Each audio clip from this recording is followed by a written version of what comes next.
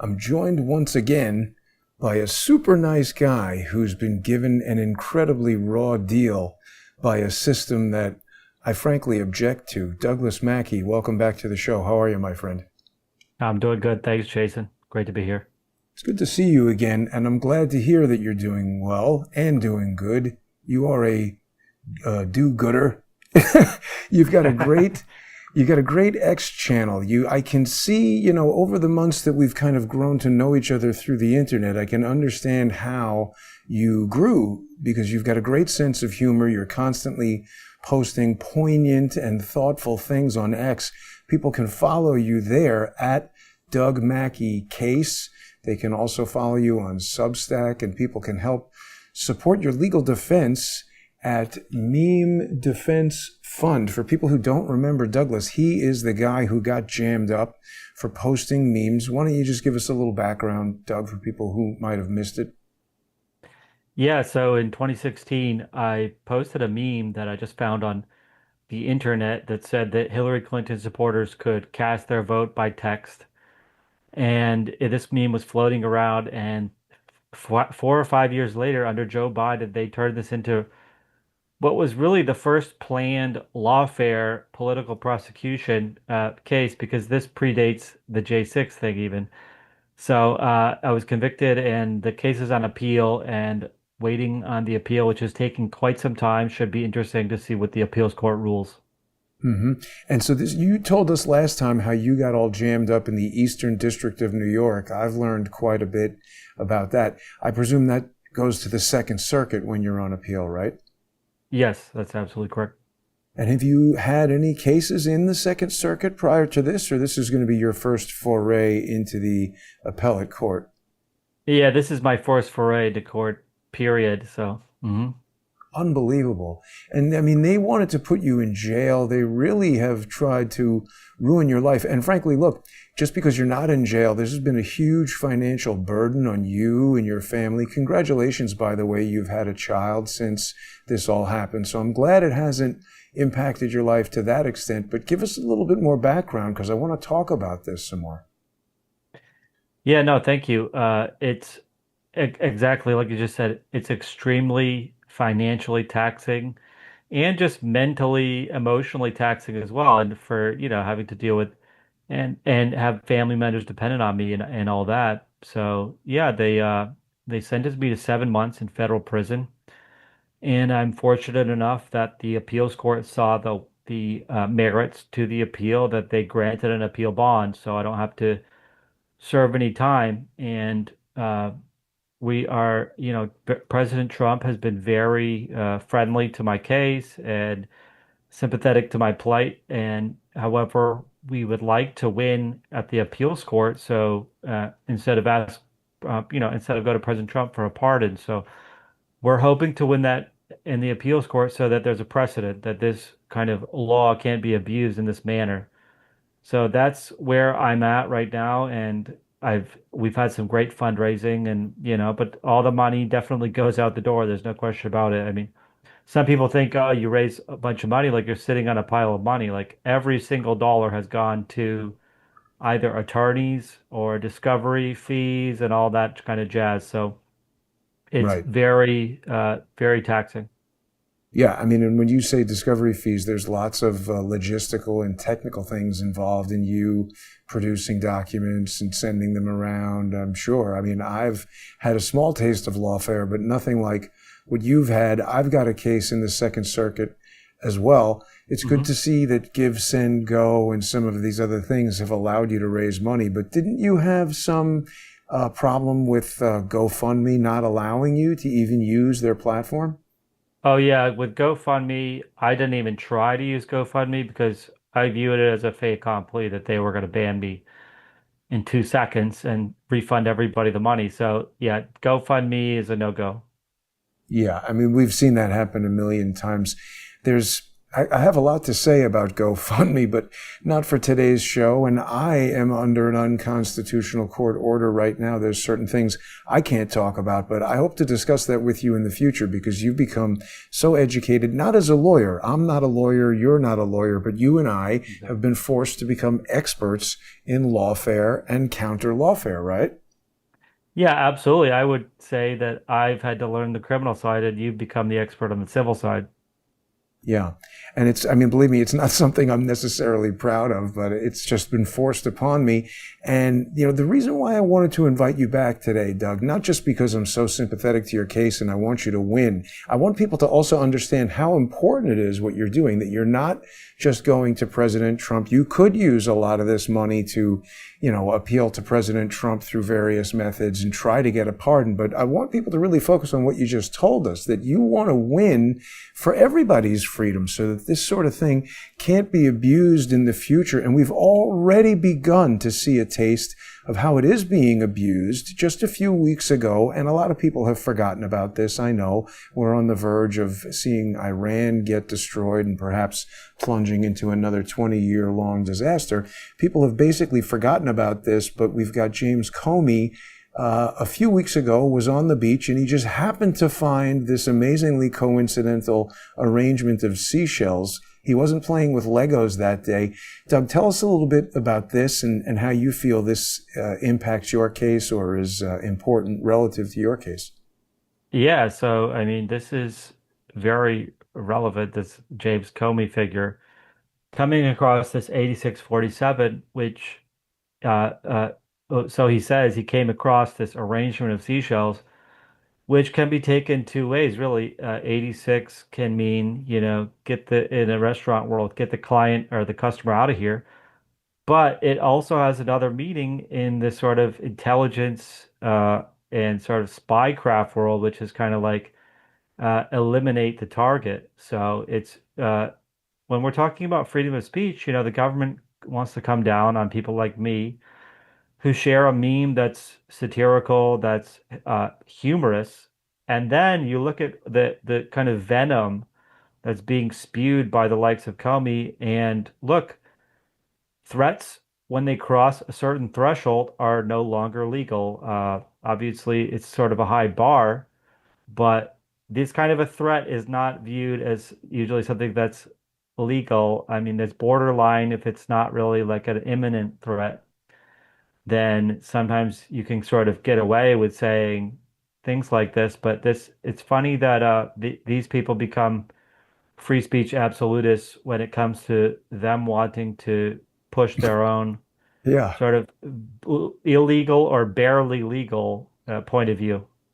Yeah. And I mean, I appreciate how carefully you're talking about the legality of speech because even though your First Amendment rights have been abused, you don't want to swing to the other side of the pendulum and suddenly say because somebody is doing this, they should be in prison. But it is just such a stark contrast how James Comey can, because here's the other thing. We got to be honest.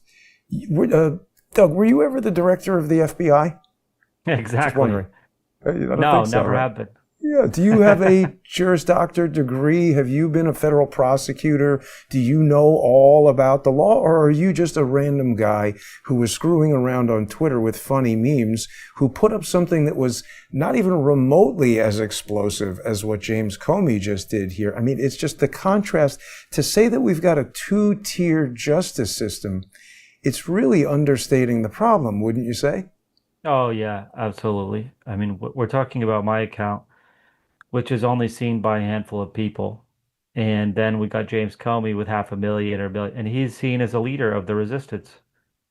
So this sort of James Comey thing has already led to a number of prosecutions because I think they just busted a guy who was saying 8647 and they investigated him a little bit on Blue Sky or something. And they found that he was actually making more credible and specific and imminent threats against President Trump that did cross the line into illegality. So this creates a massive headache for the FBI having to deal with all these people now on places like Blue Sky, which by the way, Amazon and the Apple App Store, they shut down Parler for far less than what we see going on Blue Sky every day, where the transgenders are calling to kill the Supreme Court justices, and all types of people are calling to kill Donald Trump, and Wow. the list goes on and on. Unbelievable. I mean, you see, now you've just raised a point that I hadn't even thought about, that James Comey is complicating things for the FBI. And isn't it true that to some extent that would be in his interest to make it look like Donald Trump's FBI is incompetent and we've got Kash Patel and Dan Bongino in there? Oh yeah, absolutely. They also want to stir up as much chaos to try to make it seem like President Trump's not in control and the country's, going down the tube. So it's sort of like these people want to burn it all down if they don't have power. If their worldview is out of power, then they just want to burn everything down. It's quite upsetting. And I mean, I agree with you. They're creating chaos. I hadn't heard about this, but it's interesting that this guy's from Oakton, Virginia. You know who else lived in Oakton, Virginia was Robert David Steele. It seems to be an intelligence heavy town. Are you familiar with Virginia at all? Only a little bit. Only a little bit. I Yeah. do understand that it's certainly central for Pentagon intelligence. There's a lot of things going on there. Yeah. So this is apparently a former United States Coast Guard officer. I've had a lot of interesting interactions with the Coast Guard because you see, the Coast Guard is an interesting branch of the military in that it's the one that is not subject to the Posse Comitatus Act because the Coast Guard also has a law enforcement role. So I believe that I've seen evidence of the Coast Guard being used in these disinformation efforts against people like you and me, people who just want to be on the internet expressing ourselves. I had some former Coast Guard people kind of bugging me, and I got a phone call actually from this Captain Willie. I had contacted the Admiral of the Coast Guard. Have you heard this call at all? No, no. Let me play this for you. This is kind of funny and interesting here. Hello? Hi, is this Mr. Goodman? Yes. Hi, good afternoon, sir. My name is Captain Willie Carmichael with the U.S. Coast Guard in the Southeast United States. How are you? How are you doing today? I'm well. How are you? I'm doing well. Thanks for asking. Sir, I was passed your contact information from a phone call that Admiral Schofield received over the weekend from yourself. Uh-huh. And I just wanted to make sure that you had our official number to contact us on official matters here in Miami, and I can pass that number to you if you like, if you're ready to. Oh, no, we're talking right now. Why don't we just talk right now? In what regard, sir? You called me. Sir, do you remember your voicemail that you left for Admiral Schofield? I do remember contacting Admiral Schofield. I can't say that I recall the exact content of it. Would you like to refresh my memory? What in the voicemail prompted you to call me? Well, I just wanted to make sure that you had the official number for Coast Guard District 7, since the number that you used was his personal cell phone. So I'm ready to pass that. I'm aware of that. He's a human being. I'm allowed to call people. Absolutely, and I just want to give you a really good number so that way, whatever your concerns I like are. that number. I wanted to call him on that number. Why didn't he call me back? I think the Coast Guard is doing something illegal. I don't appreciate your phone call. Okay. What's your name again? Captain Willie Carmichael, sir. Uh-huh. And you're the captain of what? The Southeast Sector? I am the Chief of Staff of Coast Guard District 7. Okay. What's going on with the Homeland Security Task Force Southeast and the Coast Guard's involvement in that? I think you guys are in violation of the Posse Comitatus Act. I think someone has figured out that they can use elements of the U.S. military and poor interpretations of the law to utilize military assets against U.S. citizens engaged in First Amendment activity. And I think the Admiral should call me back from his cell phone to discuss that. Not you. Well, I'm sorry you feel that way, sir. Convey that But message to him, please. those are official ways that we handle I these don't things. care about the official ways because we're going to talk about this with Congress. So convey that to the Admiral, please. Okay? Sir, there are official I ways don't that care. I have official ways of doing things, and you are here's being instructed in those ways. I think the Coast Guard is breaking the law and violating the Constitution. Get off my phone, Captain. have a wonderful day, sir. Thank you for taking my call. How'd you like that call there, Doug? Wow. Wow. Did you know Uh, about that? That there's a task force between the FBI and the Coast Guard where they, I think, can take advantage of the fact that, I mean, of course, I'm not a lawyer, so what they're right. doing that violates or doesn't violate the Posse Comitatus Act, I really don't know. But they have this task force where the FBI can utilize Coast Guard assets, and I think they've even taken former Navy assets and put them in the Coast Guard, get them to do things on Twitter. I was getting really razzed by a bunch of guys who were in the Coast Guard. It was pretty weird. So I called that admiral. I found his cell phone, called him up. He obviously was annoyed that I called him on his cell phone. He had Captain Willie Brown call me back. Wow. Wow. I didn't know that about the Coast Guard, the FBI at all. It certainly raises alarms. I mean, whenever you see something like that, Yeah, I and we mean, they see how love. all these arms have they all have their own intelligence arms now, like postal service intelligence and all that. And it's very suspicious, I think, when you see the Ukraine thing too. All of these assets, and then they're jumping on social media and sort of bombarding people with all kinds of, you know, messages. So it's very strange.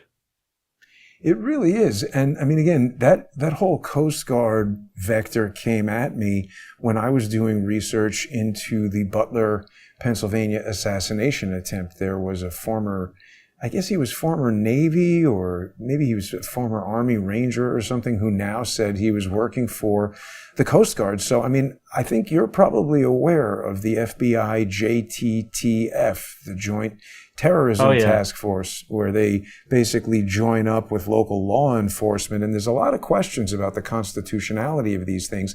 I think the FBI sort of said, hey, we've had so much success with this JTTF. Why don't we make task forces with other things? And certainly someone who is a lawyer and understands how the Posse Comitatus Act does or does not intersect with things that the Coast Guard does, I think you could start to imagine how they would come up with all kinds Yeah. of creative ways that they can abuse people's rights with this, right?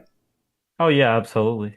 And they take these kind of things and turn them inward on us. Imagine if we just had a Coast Guard and FBI that, was willing to seal the border and stop illegals from coming Exactly. in instead of Right. focusing on what people are saying online. Yeah. Now let's just take a look at this for a second, because I mean, again, it's a confusing thing. But the Posse Comitatus Act generally restricts the use of the Army and the Air Force in civilian law enforcement, but the Coast Guard is exempt. The Coast Guard, as a Wow. law enforcement agency, has special statutory authority to enforce federal laws and is not bound by the Posse Comitatus Act. So again, I wonder if it becomes very easy to transfer from the Navy to the Coast Guard or something like that. So here you go. It's part of the Department of Homeland Security. And in peacetime, the Coast Guard operates under the Department of Homeland Security. It can be assigned to the Department of Defense during wartime. It's this sort of hybrid military law enforcement thing. It's very strange, isn't it, Doug? It is strange. It is very strange. It is strange to see it under the DHS too. Yeah. So we really don't know what these things are being used for. And then, I become very concerned when I hear about stories like yours, where the Justice Department that's supposed to keep us all safe is actually being used to destroy your life. It's incredibly upsetting. So back on James Comey, I don't know how closely you followed what happened with him, but do you know of anything that has happened as a result of this 8647? So all I know is that he submitted to an interview at the FBI field office there in Washington, and I'm sure he said, "Oh, I didn't know what it meant, and I just meant like, oh, peaceful transfer of power and all that kind of stuff." So I guess he probably gets away with it because it's not like, he didn't there's not enough evidence, I'm sure, to charge him with anything, but that's all I've heard basically. Yeah. Well, I let mean, me just that's, point out one thing that in my yeah. case, because they posted this meme, the FBI, and this is what they feel like they have the right to do in these political cases, is process a service on people who post something like the meme that I posted. So they start digging through your whole entire life, all of your direct messages, all of your emails, all of your uh, tax records, bills, and stuff. So I'm curious whether they're doing that to James Comey like they did to me because he posted something that could or could not be interpreted as something illegal. So if we don't have two standards of justice, then let's see if they're going to dig through James Comey's whole entire life here. Yeah. And have you had any contact? I mean, I know you've had a lot of negative contact with the Department of Justice, but have you had any additional contact with them since Pam Bondi and Kash Patel and all of those people have taken the helm?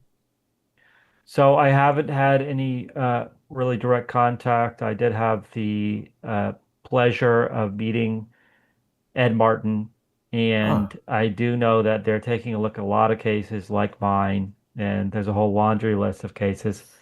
And to be quite frank with you, there's a lot of holdover prosecutions, let's call them, that are highly questionable, and the main justice doesn't really want to get involved at the highest levels, whether they're intimidated by these 94 field offices or what, but they don't want to sort of intervene, which, in my opinion, I would like to see them take a more maximalist interventionist position because otherwise, these 94 field offices are given free rein and weaponization is not actually cleaned up, politicization is not cleaned up.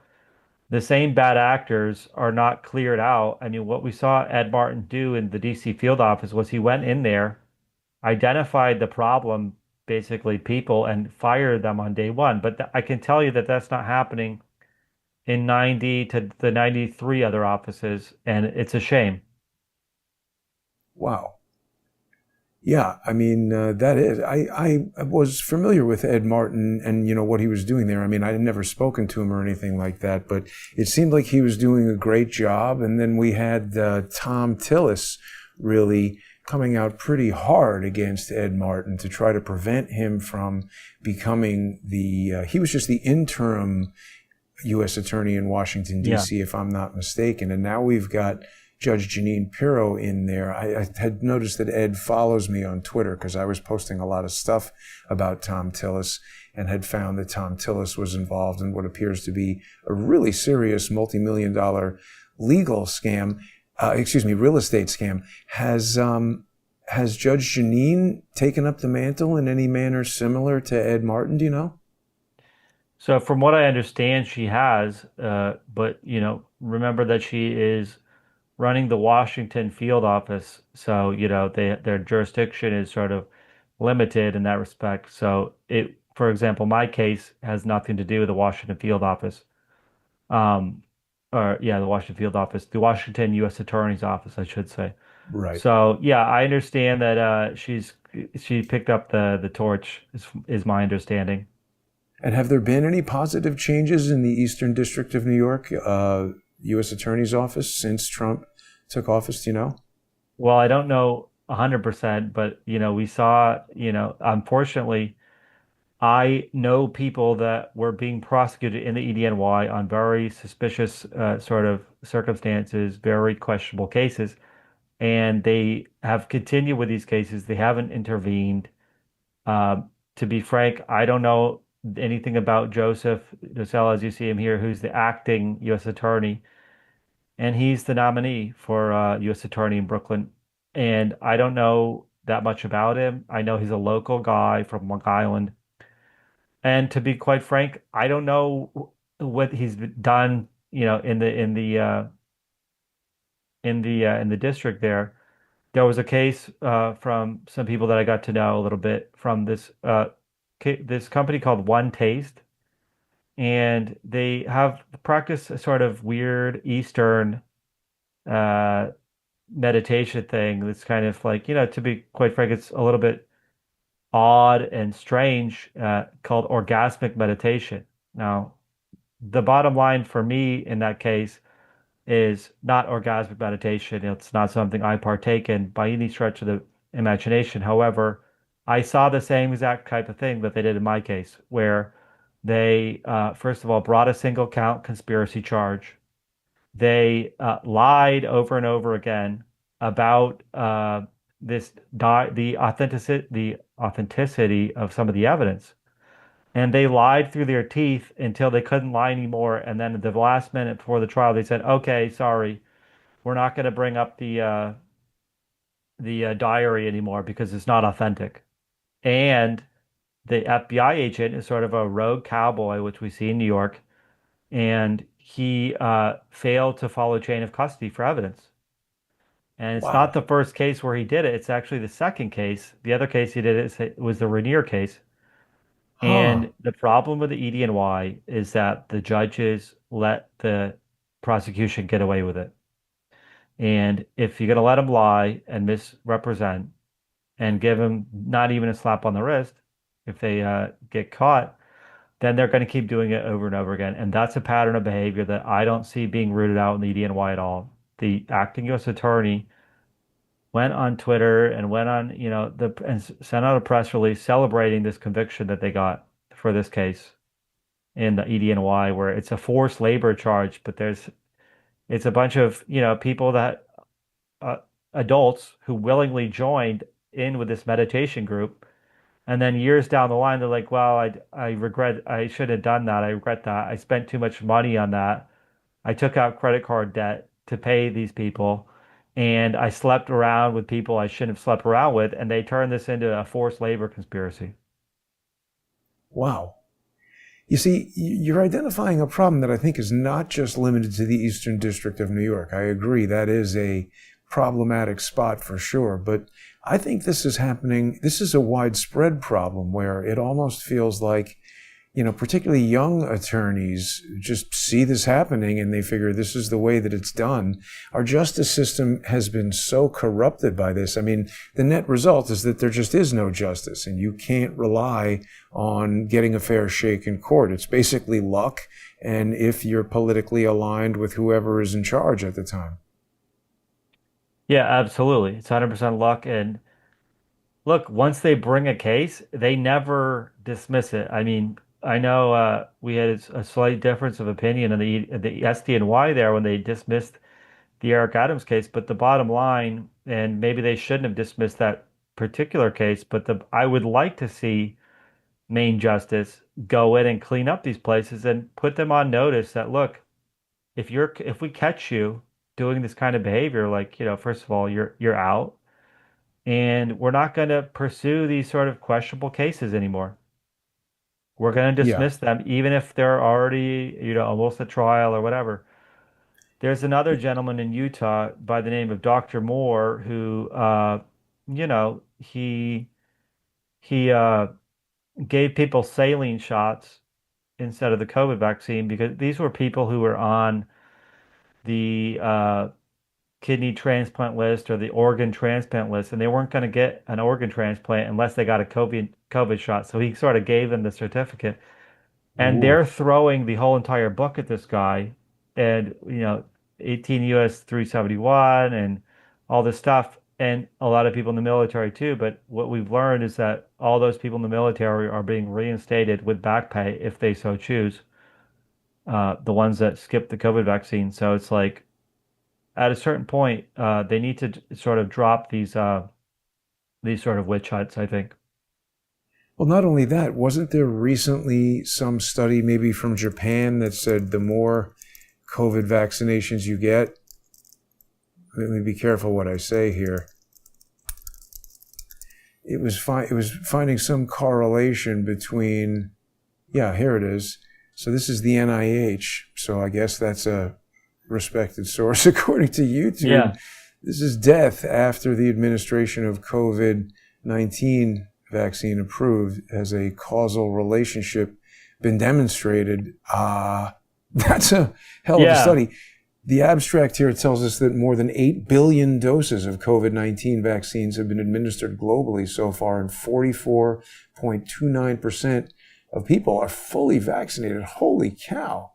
Yeah, it's wild. And, RFK Jr. just said, look, we're going to do actual clinical trials for these vaccines now. And this is sort of causing a whole kerfuffle because they didn't do clinical trials, as we know, and they didn't Yeah. do real trials. And they just said, well, we're going to put the COVID vaccine on the schedule.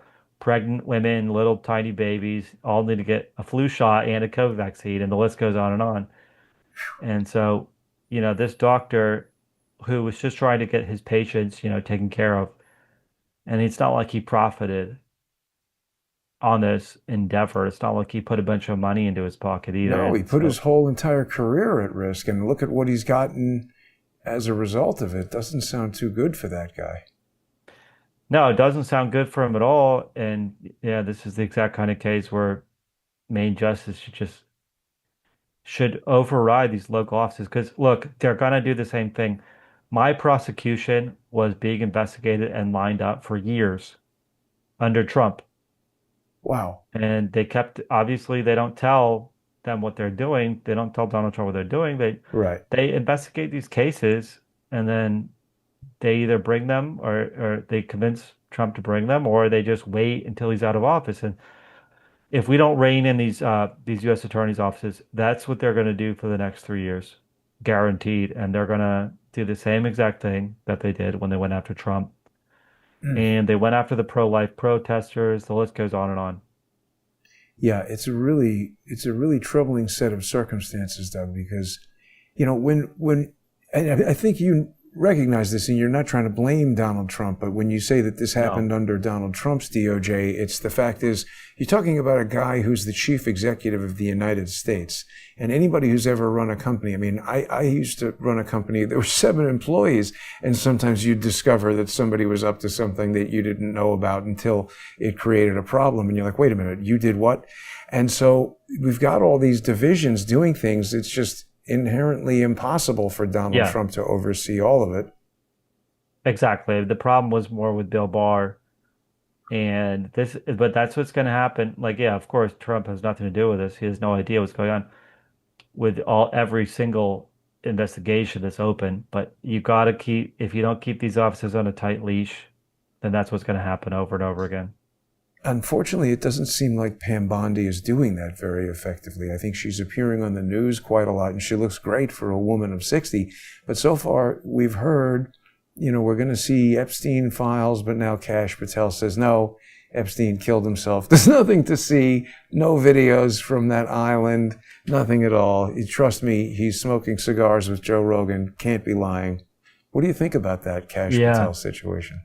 I think we need the transparency. I mean, look, if whoever it is destroyed the files, destroyed the evidence, then just say it.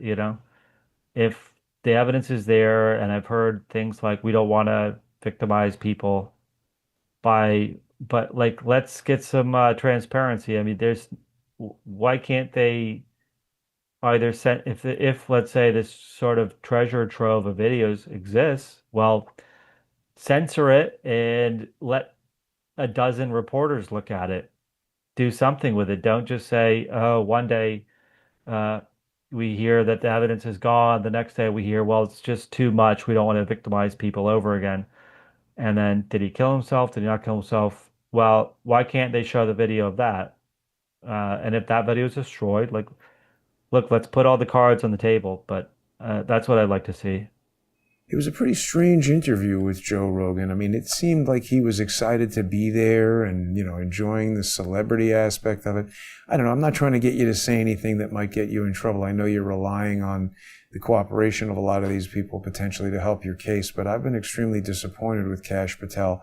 He's sitting here on the largest podcast in the world talking about how he doesn't do media. I think he really made a fool of himself there. Well, no, I wasn't even aware. Look, like I said, I remain optimistic about Kash Patel and the whole DOJ, FBI. We'll see. I mean, the proof is going to be in the pudding, right? We're going to see what happens these next couple of years. I would say that we do see certain divisions that are very active and very effective, like, for example, civil rights division under Harmeet Dillon. So it's like it's doable, it can be done. The proof will be in the pudding over these next few years. And I understand that they have a lot of cases to pursue and all these child pornographers and all that kind of thing. And so it's a lot of work, but let's see. I'm hoping they can get some stuff done. Now, I must say, I'm not personally, I do admire how much you keep on some of these things, and some of them are rather complicated. I haven't followed too much of what Harmeet Dillon has been doing. What caught your attention that she's doing with Civil Rights Division? Well, with the Civil Rights Division, there's a lot that you can do at the federal level. For instance, if like the state, I can't remember exactly, but if like you get wind that these police departments, let's say, or these local law offices or universities or whatever, or let's say breaking civil rights law by discriminating against, with like we see with DEI, no white men allowed. We don't Right. want, and so that's sort of the thing that they have the power to do is just by opening up investigations and sort of getting things done. The other thing that they can do is they can, oh yeah, these consent decrees, which are absolutely decimating a lot of these police departments in a lot of these places. And it's like they sign these consent decrees that stretch for decades. For instance, in Minneapolis, which basically the police don't do anything. And then the police can't do anything because they're under a DOJ consent decree. And then crime explodes. And it's just a vicious cycle. So she's able to end a lot of these consent decrees so that these police departments can actually keep the streets safe. So besides that, they enter on some of these cases like with transgender medical procedures and that kind of thing. They can enter in civil lawsuits as amicus. So Harmeet is very active and she's very smart and she's very, I would say, savvy. She's not, to be frank, we see a lot of times these performative figures come in and really what they're angling for is, media hits and maybe TV shows down the line in their future. But that's not what we see with Harmeet Dillon. What we're seeing is that she is, really committed to getting things actually done. Yeah, well, that's good. I hope we see that. I'm just concerned. It feels like Donald Trump started off very strong the first 100 days, and now, between Kash Patel's FBI, Hmm. Epstein promises, and some of the concerns about, potential. I mean, obviously, nobody wants to see rogue states gain nuclear weapons, but again, No. it's just very concerning when we start talking about another one of these Middle East adventures that just Yeah. every time they've done it, it seems to turn into just a catastrophic destruction of life and waste of money. And when you look at, like I was just talking to somebody about this today, from 1998 to today, New York City just alone has gotten so much worse in terms of crime and pollution and quality of life, and taxes have gone up, purchasing power has gone down. I was just in the supermarket this afternoon and I noticed, something I like to buy, bison meat, it's gone up in price again by one more dollar. Everything is Mhm. going up except for people's salaries. It's very disconcerting, isn't it? Oh yeah, absolutely. I mean, we see that the swamp is so powerful and you go in there like a wrecking ball, but then 6 months down the line, you got to pass a spending bill.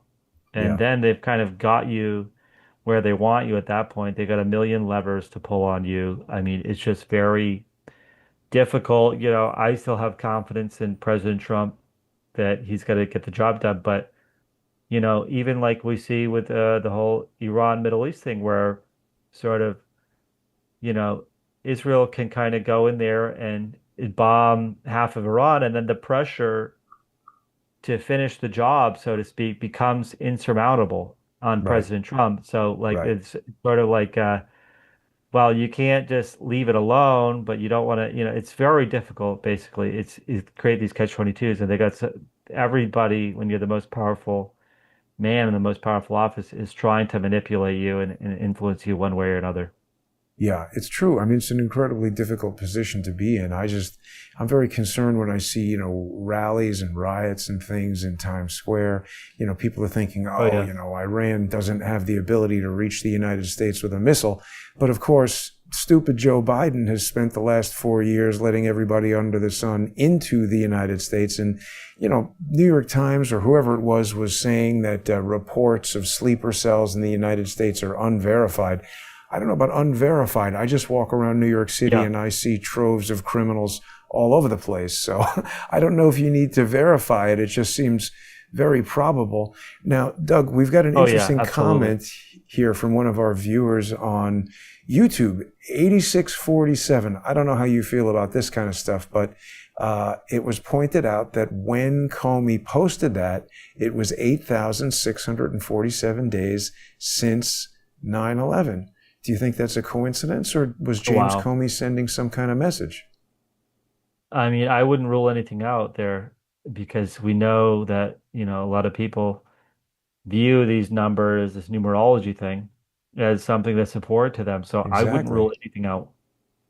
Exactly. And, even when we just talk about it, there's going to be some people say, oh, that's conspiracy theory. And you talk about numerology. I'm not saying that I necessarily believe in it. I'm just saying I acknowledge that it's a thing. And as you just said, there are people who believe in it, and there are people who believe that it has power. And maybe if James Comey is one of those people, who knows why I like how you pose that you wouldn't rule anything out. No. Let's see. Since 9/11, Comey. Because, the FBI, I don't know how you feel about 9/11, but there, in my opinion, was a pretty extensive cover-up of a lot of the facts. I mean, just like you're saying, how they lie in court. They lie about their investigations. They lie about these major ordeals like 9/11. And then look at all the death and destruction, not even on that day, but in the wars that came about afterwards in Afghanistan and Iraq. No Yeah. doubt in my mind, yeah. That Here's they're letting the information out that they want to let out.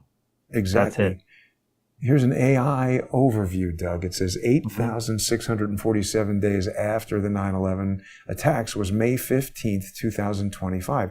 This date gained attention after former FBI Director James Comey posted the number 8647 on Instagram. I mean, it really is almost too coincidental to be just a coincidence. I think James Comey would have been aware of that. Oh yeah, no, I wouldn't surprise me at all if he was aware of that or if people tell them about it. We see all this kind of thing with these sort of veiled threats, and there's a lot of weird stuff going on. Absolutely. I don't know if James Comey is a Mason. He was using that secret Reinhold Niebuhr email address. Did we ever talk about that? No, the sort of like philosopher guy, the Niebuhr guy, yeah. Yeah. It's sort of like a guy he admires. Yeah, and he used it as a secret email address. I probably would have shared this with you previously, but in the event that I didn't, here's this email. This email came to my attention because I believe this was part of an effort to frame Charles Ortel, my longtime friend and associate on the show, who, so this is an email that was sent from a guy named Benjamin Wittes. Mm-hmm. Benjamin Wittes has been on and off the director of something called the Lawfare Institute. Yep. It's a related organization within the Brookings Institution. And what's interesting is I believe the Lawfare Institute is an FBI cutout. And I know you know yeah. what I mean when I say that. There's certain things, like we were talking about the Posse Comitatus Act and how certain military branches are legally restricted from doing certain things, and so they create these task forces with the Coast Guard, potentially because they're not restricted. I believe this Lawfare Institute is an FBI cutout because it can do certain things that the FBI could not easily do. For instance, the FBI can't civilly sue me, and they can't take me into civil court and sue me for 8 years and have lunatics harassing my octogenarian parents, because the FBI just can't do that. But if they have a lawfare institute that can hire a law firm that, under attorney-client privilege, can hire research firms or PR firms or cybersecurity firms, they can then go do these things, and it doesn't really trace back to the FBI. But I think that that's what this email is all about. Benjamin Wittes emails, look, you see here, Reinhold Niebuhr. That's James Comey. And then James Comey forwards it from Reinhold Niebuhr to James Comey at ic.fbi. Have you ever noticed that detail about an FBI email address? So I was interacting with, in trying to get the harassment to stop, I was interacting with the FBI field office in Detroit. And I was dealing with an agent there who his email address was whatever his name was, at fbi.gov, because he was just a special agent, the lowest level, non-janitor at the FBI that you can possibly be. But I subsequently noticed that executives at the FBI, people like James Comey, people like Andrew McCabe, former General Counsel Valerie Caproni, their email addresses include ic.fbi.gov, because they're part of the intelligence community. Very strange. Yeah, I had no so idea. He's forwarding it then from James Comey to James Rybicki, Andrew McCabe, amazing. Jim Baker, right. Yeah. These are all the guys who are, Jim Baker later goes on to be the general counsel at Twitter. And this is all this stuff that they're opening an investigation. Wittes is telling Comey that he's got this information about Trump and Russia and hacking, and it contains a number of highly detailed accounts of stuff that would be explosive if publicly investigated. And so, I'm not saying you should investigate this, but, maybe. And so then the FBI can say, hey, this email from a whistleblower or a legal consultant or whatever they want to categorize this guy as, it becomes a predicate for them to go and do something to private individual citizens. Not you in this case, but something like this could easily have led them to someone like you. Oh, yeah, absolutely. Benjamin Wittes intimately involved with the whole Russiagate. And big proponent of it, and one of these people on Twitter sort of hinting at sort of indictments and all this kind of stuff. And of course, we know that it's sort of this fever dream of this partisan, and then this becomes the basis for investigation, just like in my case, same type of thing. This investigation by the Huffington Post becomes the basis for prosecution, and it's just, they sort of believe all this kind of stuff. They sort of fall for it every time. We see as Trump's a Russian asset, and the fact that these people are at the highest levels of power is insane. I agree with you. Now, wait a minute. You might have just mentioned something that I wasn't aware of. The Huffington Post played a role in your prosecution? Yeah, so they played a role in my prosecution just by doxing me, right? So just by doxing me, they sort of laid the basis for the investigation. I posted under a pseudonym back in those days, a long time ago. So they used that as the basis for their investigation to say this is the guy who posted the meme back in 2016. No, this is definitely it's like a recipe almost, and I agree with you. Ben Wittes is very involved. Now, did you know that his Twitter account was suspended? No, I had no idea. It's just sort of an April Fool's joke. I wonder if they brought it back. Well, no, he is not pursuing getting it back. He did this on purpose, because what happened was, just prior to this, I sued Ben Wittes. So he did something that he knew would get the account suspended to make it easy to tell a court, oh, the account is suspended. We can't get the evidence that Jason is looking for. I've seen, Then they get to evade discovery.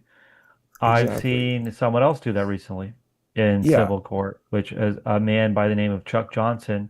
Oh. Where he deleted his ex account And then he claimed that Elon Musk personally suspended it.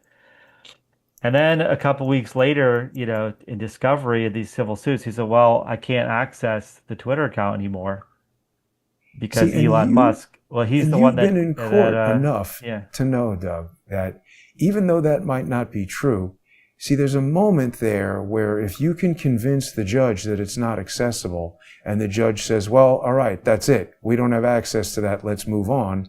It's out. It's no longer in the case. And that is what these guys are trying to do. Have you ever seen my encounter with Benjamin Wittes? That might be a fun thing for you to take a look at. No. Oh, you're going to like this. Ben Wittes, my man, how you doing? You're here for the lawfare, aren't you? Hey, listen, motherfucker, you are a liar. You set this whole thing up. You, Andrew Weissman, and what's his name, Norm Eisen, you guys got Michael Cohen to set this whole thing up with Stormy Daniels. He paid her with his own money. Costello just testified to that. You're such a fucking liar, it's insane. What's with all this money that gets sent to your house for the nonprofit? That's criminal. You should go to jail for that. And your nonprofit, the Lawfare Institute, has paid over $300,000 to Vindman since he lied on the stand. All of you fucking guys are gonna go to jail. Do you know that? Why did you come over here? See, it's interesting how the police come right over to Mr. Wittes. Isn't that so interesting? They run right over. They know exactly who that fucking scumbag is. So I had no idea he was coming out. That was all just, extemporaneous. Wow. But he's a bad, bad guy. He was coming out of the Trump courtroom? Yeah, that was the whole Stormy Daniels trial. I was on fire that week. I ran into him. I ran into Norm Eisen. Maybe you've seen my Norm Eisen encounter. That's basically one of my most viewed videos ever. Absolutely. That one's gotten a lot. I've seen that one. Yeah, it's just like that other kooky lady who accused Trump of the rape. That was dreamed up by George Conway and those people. It's terrible what these guys are allowed to get away with. It's very, very upsetting. Well, Doug, I appreciate you sharing your time with us. I know you've got to get back to your family. Was there anything else you wanted to discuss before we wrap up today? Not in particular. Just keep your eye on my case. And thank you so much for promoting the memedefensefund.com. Anybody wants to donate can go there. Really appreciate it.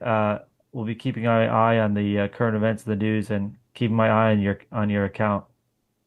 Thank you very much, Doug, and I appreciate you. I'm sorry you've been put through all of this, and I hope you are able to obtain justice in this incredibly corrupt system that we're living in. I want to remind everybody that they can sponsor Crowdsource the Truth on crowdsourcethetruth.substack.com.